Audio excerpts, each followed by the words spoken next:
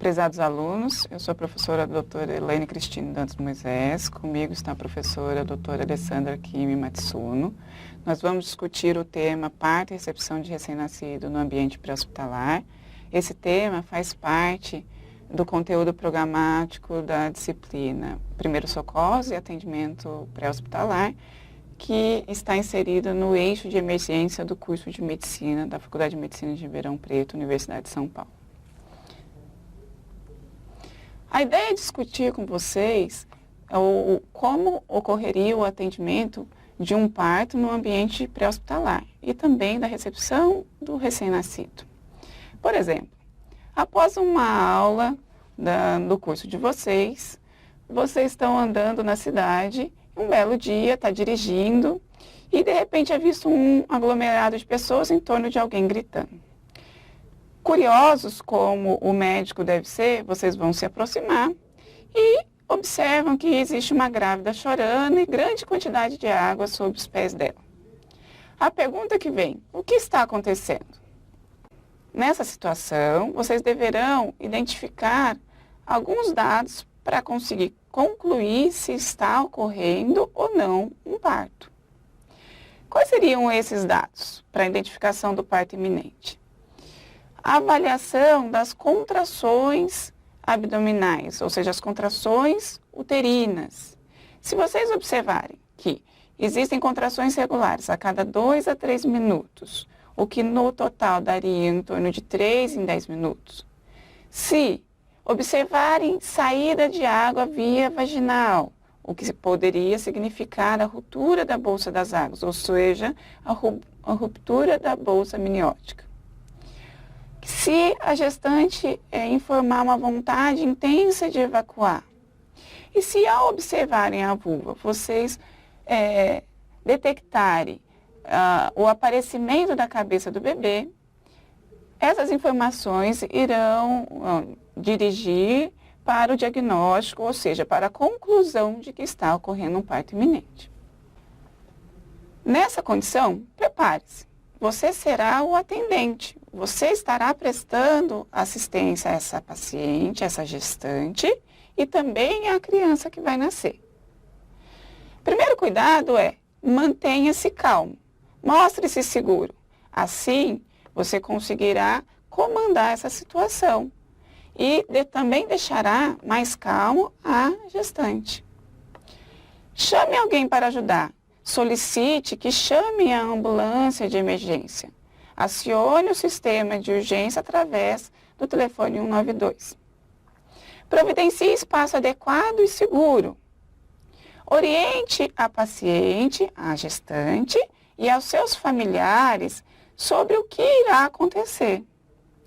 Garanta a presença de um acompanhante, se possível. Alguém que essa paciente possa contar e que a deixará mais tranquila, mais calma, mais segura. Acima de tudo, preserve a privacidade da gestante, afastando os curiosos e tentando adequar a um ambiente com maior privacidade possível. Se puderem, se tiverem condições, encaminhem a gestante e o seu familiar para dentro de uma loja, de uma casa, de uma farmácia, o que vocês tiverem disponível no local. Prepare este local para assistência. Na impossibilidade de ter a sala de parto dos seus sonhos, adeque o local para o seu atendimento. Utilize do que vocês têm disponível ali. Este local deve ser calmo e limpo. Coloque a mãe na cama com lençóis limpos, deixando espaço para que o recém-nascido saia. Mas e se não tiver uma cama disponível? Coloque a gestante no chão forrado com lençol limpo, num sofá.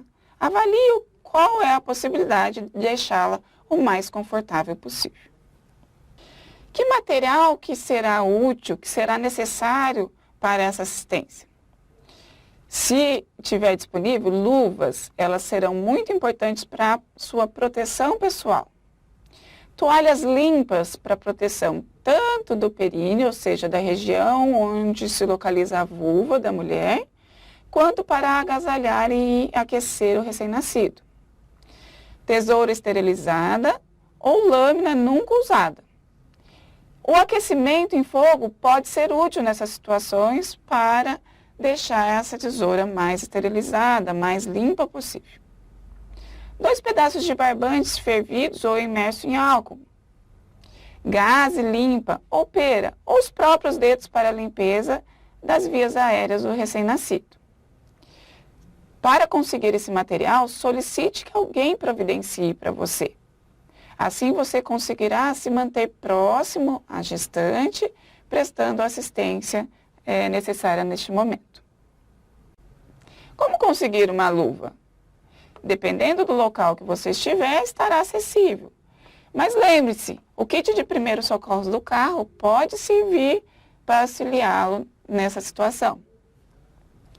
Quais os cuidados com a gestante? Evite que a gestante vá ao banheiro sozinha. Lembre-se, aquela vontade de evacuar pode significar que esse bebê está prestes a nascer. Avalie se a cabeça do feto, ou seja, do bebê, está aparecendo na vulva. Posicione a paciente durante o repouso. Deixe-a descansar entre uma contração e outra. E para o nascimento propriamente dito, como posicionar essa gestante? Você deverá permitir que ela adquira o posicionamento mais confortável e que mais lhe agrade. Algumas mulheres vão preferir o parto de cócoras, o parto sentado, mas se você optar pela posição ginecológica em concordância com a mulher, alguns cuidados são importantes. Evite o decúbito dorsal horizontal completo. Coloque sempre um suporte nas costas dessa mulher. Mantenha a cabeceira elevada. Essa posição é mais confortável e propicia uma evolução melhor do parto. O que você deve orientar? Quando e como a paciente deve fazer força? É importante orientá-la que ela só deverá fazer força durante a contração. Entre uma contração e outra, ela deverá descansar, acalmar-se, respirar profundamente, manter-se tranquila. Portanto, durante o momento da contração, você deverá orientar.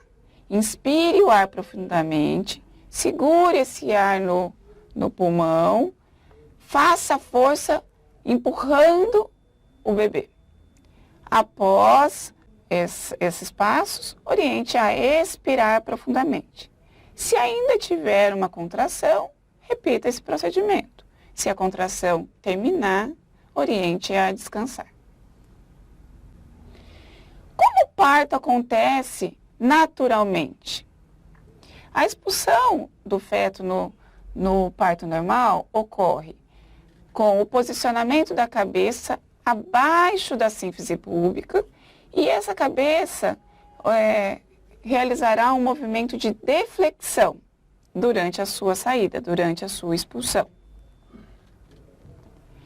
Depois que a cabeça saiu, ela fará uma rotação externa, colocando-se lateralmente. Assim, permitirá que os ombros da criança se localizem no sentido antero-posterior, ou seja, abaixo da sínfise púbica.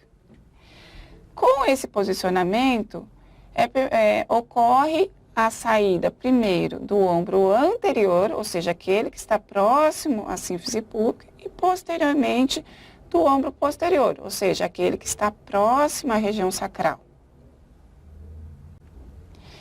E diante de toda essa evolução do parto, o que você deverá fazer?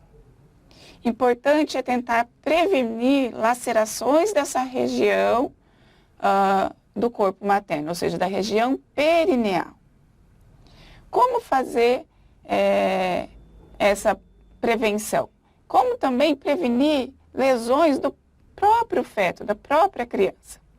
Uma das manobras que deverão ser feitas seria fazer um suporte do períneo, com preferencialmente uma compressa, um pano que tiver disponível, seria como se fosse um apoio nessa região. E faça a cabeça fetal passar suavemente entre os lábios vulvares. evite que ela saia intempestivamente. A saída muito rápida predispõe tanto a lesões maternas quanto a lesões do próprio recém-nascido. Como fazer isso? Como a gente já falou e como está evidenciado nessa figura, você deverá fazer um apoio na região perineal inferior, com uma compressa, com um pano, e com a sua outra mão fazer um amparo da cabeça, permitindo com que a sua saída ocorra de uma maneira mais suave possível. Primeiramente, utilize aquela compressa para fazer um suporte na parte inferior do períneo. Evitamos de colocar a compressa aqui para não atrapalhar a visão. A sua segunda mão será localizada na parte superior, amparando a saída da cabeça para que ela ocorra de uma maneira suave. Assim se completa a saída da cabeça. E se houver uma circular de cordão umbilical, ou seja, se o cordão umbilical estiver enrolado no pescoço do feto, do recém-nascido, o que eu devo fazer neste momento? Diante dessa situação, em que você nota que existe uma circular de cordão enrolando o pescoço da criança, do bebê, é possível tomar duas condutas. Se tiver frouxo, é possível desfazer, como mostra na figura. Coloque o dedo e desfaça lentamente, suavemente, através da própria cabeça ou do próprio corpo do feto durante sua saída. Agora, se estiver tenso, se não for possível desfazer essa circular, você realizará a ligadura e a secção do cordão umbilical neste local mesmo, neste momento. Poderemos visualizar essa manobra no vídeo a seguir.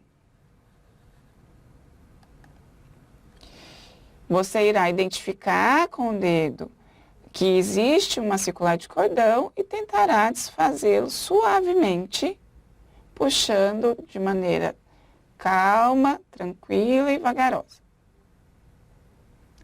Essa circular irá se desfazer sem que ocorra a ruptura desse cordão umbilical, prejudicando a criança.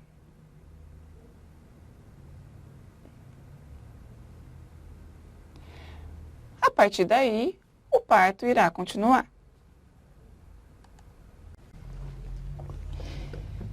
Se não teve uma circular de cordão, ou se você já conseguiu desfazê-la, o próximo passo será a liberação dos ombros. Lembramos que os ombros estão, neste momento, localizados no sentido antero-posterior. O anterior abaixo do púbis e o posterior próximo ao sacro. O que você deverá fazer para auxiliar a saída desses ombros? Inicialmente, você fará uma pressão para baixo para liberar o ombro anterior e quando essa liberação estiver completa, você fará a mesma pressão, porém no sentido contrário, para cima. Assim, proporcionará a liberação do ombro posterior. A partir do momento que os ombros estão liberados, o restante do corpo sai facilmente, não trazendo nenhuma dificuldade a mais. Através desse filme, veremos como ocorre a assistência da saída dos ombros. Inicialmente, coloquem as mãos anteriormente e posteriormente. Primeiro, faça uma pressão para baixo, o que proporcionará a liberação do ombro anterior. Depois, faça a mesma pressão no sentido contrário, para cima, o que proporcionará a liberação do ombro posterior. E a partir daí, basta acompanhar a saída de todo o corpo da criança.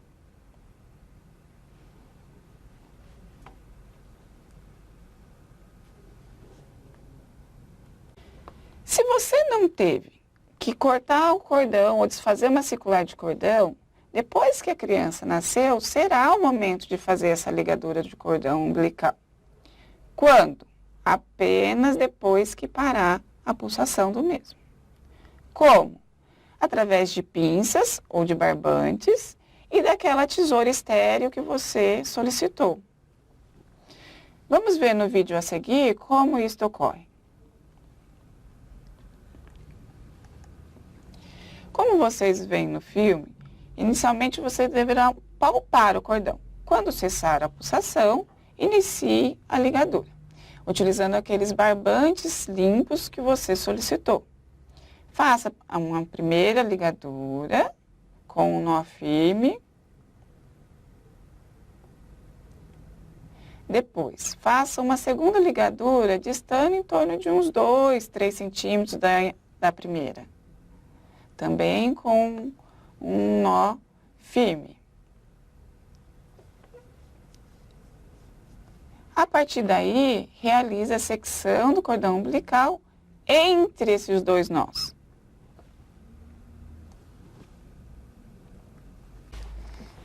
E agora? Ainda tem a placenta para ser expulsa, para nascer. O que você deve fazer? A priori, apenas aguarde a chegada do serviço de emergência. Eles devem estar chegando já.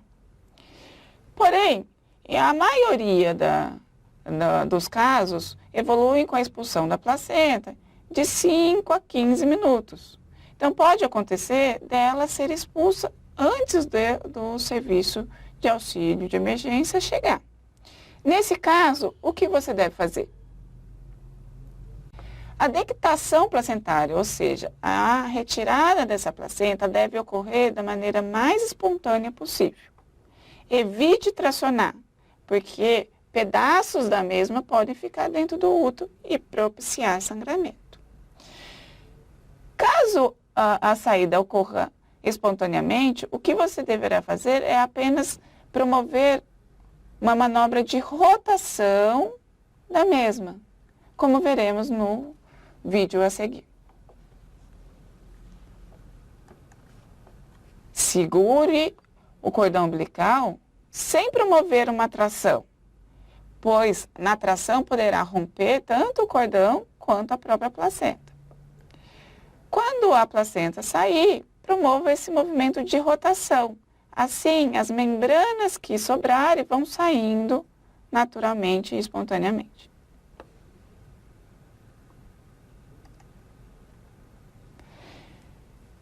Nós já falamos sobre como evitar as lacerações perineais, ou seja, as lesões no períneo materno como estas.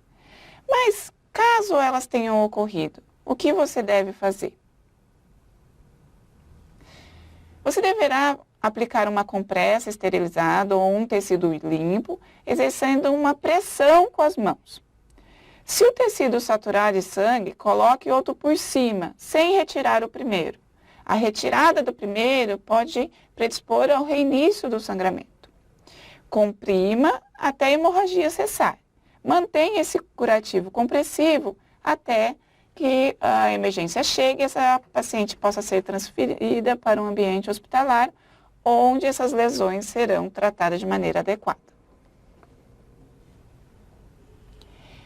Ufa, nasceu! Após você ter feito uma assistência brilhante ao parto, e agora? O que ocorrerá? Agora que nasceu, eu, pediatra Alessandra, é que vou falar alguma coisa sobre a assistência desse recém-nascido. O que devo fazer após o nascimento? Garantir o bem-estar do recém-nascido, limpá-lo e aquecê-lo, e também dar o primeiro contato com a mãe. Assim que ele nascer, coloque-o sobre o abdômen da mãe ou sobre algum local aquecido. Enxugue imediatamente esse recém-nascido. Tudo isso para não perder o calor. Remova as toalhas molhadas e recubra o recém-nascido com uma nova, procurando manter a face e o tórax sempre visíveis. Durante essa secagem, você vai observar por 30 segundos. Se a criança chorar forte e a respiração estiver normal, sem ruídos, você não faça nada. Se durante essa secagem, nessa observação de 30 segundos, a criança não chorar, você vai observar a respiração desse bebê. Se ele estiver respirando normalmente, ou seja, silenciosamente, com uma frequência de 30 movimentos por minuto, você apenas observa. Se ele não estiver respirando, ou está respirando esquisito, mais rápido, ou com algum ruído, você deve fazer a reanimação. O objetivo dessa reanimação é evitar a anóxia e a asfixia. E o que é asfixia? A asfixia é a falência de se iniciar e sustentar a respiração após o nascimento. Como detecta que um bebê não está em asfixia? Ele está chorando forte, ele tem uma pele e mucosas rosadas, ele tem um tônus muscular presente, ou seja, tem movimentação dos 4 membros, ele reage vigorosamente e os batimentos cardíacos estão acima de 100 por minuto. A reanimação começa com a abertura de vias aéreas, o A. Para fazer isso, você tem que colocar o recém-nascido na posição de reanimação, deitado sobre o dorso e colocando um coxim, uma toalha ou mesmo um lençol dobrado embaixo dos ombros. Isso vai manter melhor a respiração, melhorando o eixo de entrada de ar. Ainda nas vias aéreas, você deve fazer a desobstrução. Você lembra daquela pera que a professora Elaine disse? Essa pera nada mais é do que uma bombinha de sucção. Se você tiver isso disponível, pode ser útil. Com isso, você vai aspirar a boca e o nariz da criança.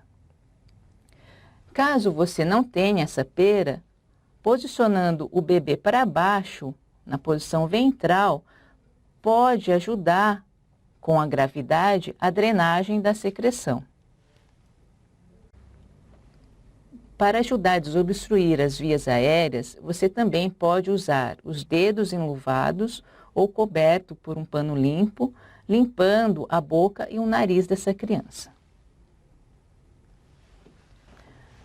Após a desobstrução de vias aéreas, ou seja, o A, se esse bebê não retornar à respiração normal, você deve iniciar a ventilação, ou seja, o B de briefing em inglês. Para fazer a ventilação, você deve colocar a sua boca sobre a boca do bebê e tampar o nariz. Ou você pode também colocar a boca englobando a boca do bebê mais o nariz e assim assoprar. Essa ventilação também pode ser feita com uma máscara. Se essa máscara estiver presente em algum lugar, ela é feita porque a válvula previne que o recém-nascido reinale o ar expirado e também protege você de alguma secreção desse bebê. A ventilação deve ser feita da seguinte forma. Ao assoprar, você deve observar a expansão do tórax de meio a 1 centímetro. E você deve fazer essa ventilação na frequência de 40 por minuto. Mais ou menos a cada 2 segundos você assopra a boca ou o nariz do bebê. Neste vídeo, resumiremos os passos da ventilação. Primeiro, vamos colocar um dispositivo de proteção, sua principalmente, para não contaminar com a secreção do bebê. Tampe o nariz e coloque a boca sobre a boca do bebê e, ao fazer isso, observe o tórax que deve elevar-se a meio a 1 centímetro e deve ser feito na frequência de 40 por minuto. Existem alguns riscos durante a ventilação boca a boca ou boca-nariz. Para o recém-nascido, é o risco de infecção e o trauma pulmonar, caso você assopre muito forte. Para você, reanimador, existe o risco de infecção. Por isso é importante colocar aquele dispositivo de proteção.